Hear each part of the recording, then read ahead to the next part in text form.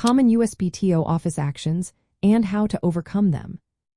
Imagine you've just submitted your trademark application to the United States Patent and Trademark Office, and now you're waiting for their response.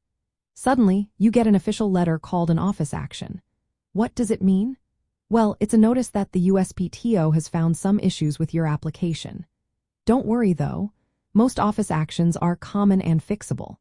Knowing what to expect can help you respond confidently and keep your trademark registration on track.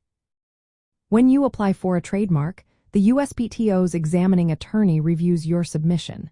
If they see any problems, they send an office action. The first type is called a non-final office action.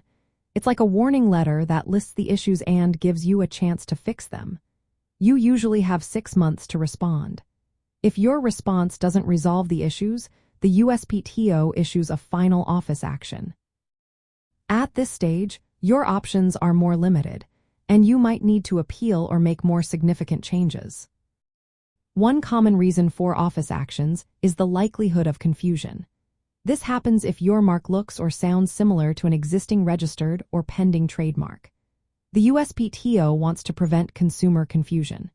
To overcome this, you can argue why your mark is different enough or amend your application to clarify your goods or services. Another frequent issue is that the mark is too generic or descriptive. If your mark simply describes your product or service, the USPTO might refuse registration unless you disclaim part of the mark or show it has acquired distinctiveness.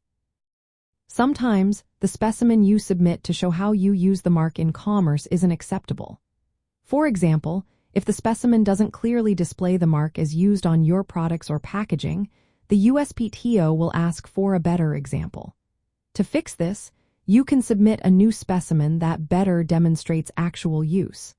Identification problems are also common.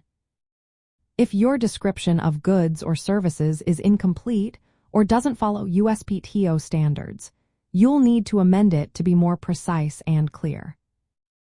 Drawing issues can also come up if your submitted image isn't clear or doesn't match how you use the mark. Improving the quality or updating the drawing can resolve this. Procedural defects, like missing information or incorrect classifications, are easier to fix by providing the correct details or reclassifying your goods or services properly.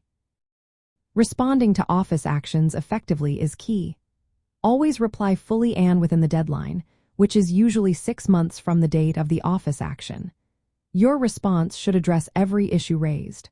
For refusals based on confusion, explain why your mark isn't similar enough to cause confusion. If the problem is with the specimen or description, amend your application accordingly. Sometimes, submitting a disclaimer for a descriptive part of your mark is necessary, especially if the USPTO requests it. Getting help from a trademark attorney can make a big difference. They know how to craft strong responses, especially for complex refusals or if you need to appeal. Remember, after you file your application, it takes about 3 months for the USPTO to examine it. Receiving an office action is common and not a sign of failure. It's simply part of the process. Carefully review the issues, respond promptly, and make the necessary changes. This way, you keep your application moving forward toward registration.